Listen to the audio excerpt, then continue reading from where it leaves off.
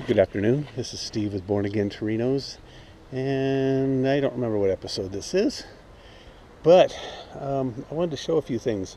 I've been slaving on the body, and I don't usually find this many dings and dents in one of these, so I wanted to kind of document that how when you start sanding the body, you start revealing high and low spots.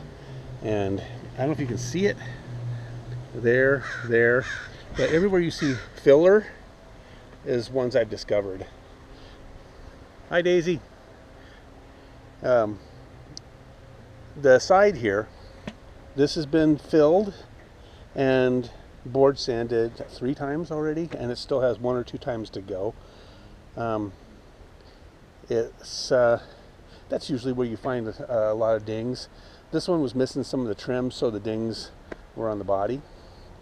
And over here is where that ding was that was into the, it went through the aluminum trim and it dented the body.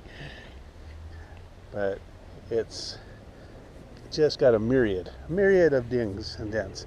And this I wanted to show because here's a prime example of when you start, it looked fine until because it's a dull faded paint. So you think, oh gosh, look how nice that is. And then you start sanding and you find low spots. There's a dent right there. And this is unusual. Here's a dent here where something hit it like this. Ding, ding, ding, ding. And then here's a ding. This is the O for Ford. And I've not seen this before. This has been hit so hard where the O was that it made an imprint of the O, and it's dented here. So I got to fill the whole thing and then recover the holes for the letter. But that's a new one to me. I've not seen that. See, this one's already a little dented there and there. That's kind of new to me. And dent there. But that's what I run into when I start sanding. This has got a skim coat on it now. Here, this was both these fronts were in really rough shape. More dents, like this one here, was one that I hadn't seen in the photos, and that was a pain in the neck.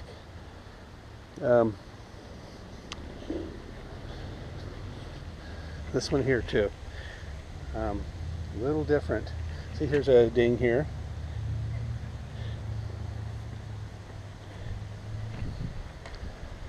The roof was in really good shape. I don't know, a pet peeve of mine, and I see these car shows and the guys take the hood off the car and then they set the hood on the roof.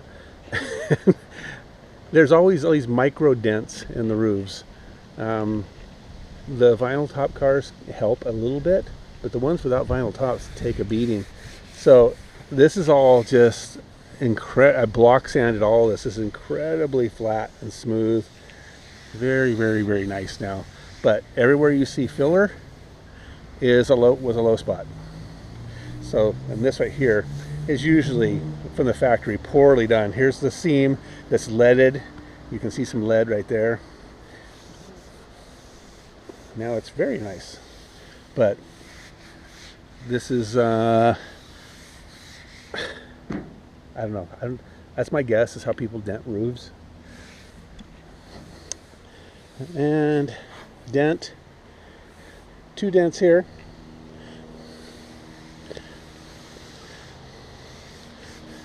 Again, this is all low spots. And you can see as I alternate my colors of the hardener in my filler, so I can see better when I start board sanding high and low spots. So you see green and pink, so it becomes super obvious. Here's a really good example of that, the multiple colors. As you're board sanding, you start seeing different colors come through. Another strange thing is on the hood here, and this is not super strange, but this was dented here. You can see the low spot here and here, and There's even a, as sanding, I discovered a dent here. How on earth do you get a dent here? But to keep the integrity of this ridge, has to be built up. There's a core support underneath it. You can't get to it.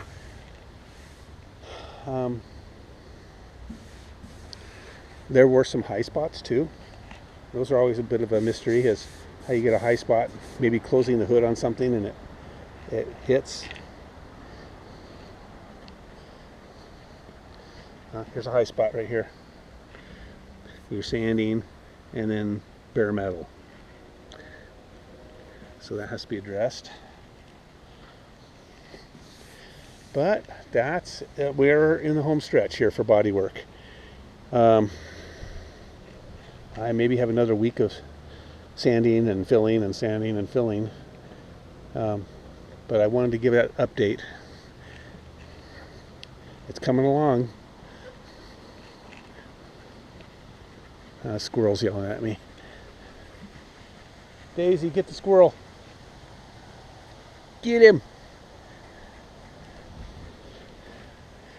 So I'm excited, actually. I'm excited to address this. Now this, since it's a flat surface, this will all be, put a skim coat of filler on this completely. And on here, and there. And then as I'm board sanding, it's 95% of it gets removed, and then it stays in the low spots. But it makes it just super level and flat.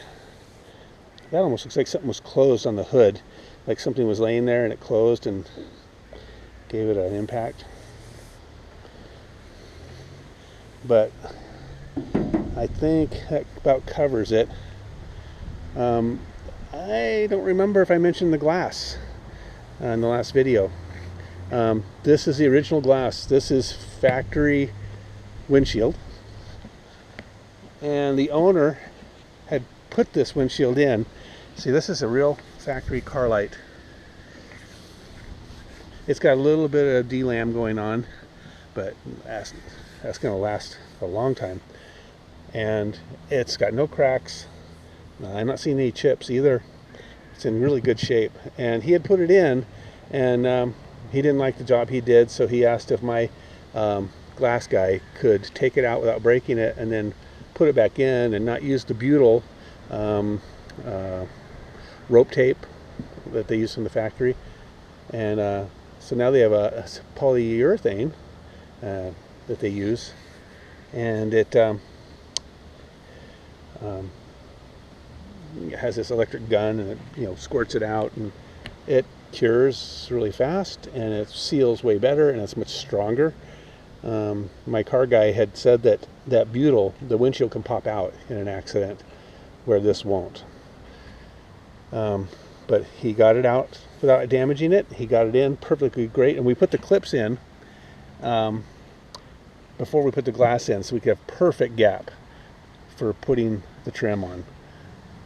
So it's just absolutely 100%.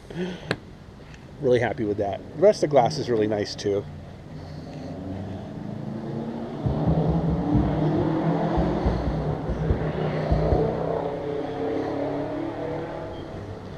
And I think that's about it. So here's a low spot right there. But it does make them stand out. And I always tell my customers that I am not perfect. I do my best. I pretty much miss something, one or two things every time I do one of these. It's just, Ford wasn't perfect and I'm not perfect, but it'll be really nice, and he's going to just enjoy the heck out of this. Be super glossy and pretty, and take it to car shows and have a blast. I think the only panel that didn't have a dent is that panel.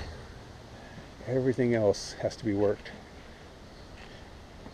Well, the upper part of this quarter, I haven't sanded it yet, so I haven't found any flaws yet, but also this car has more scratches than I've ever seen in my life on a Torino. Right down to the metal, all over. See, here's one right here.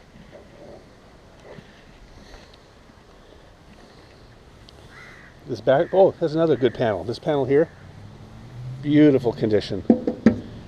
That's a rarity. There's almost always dents in there.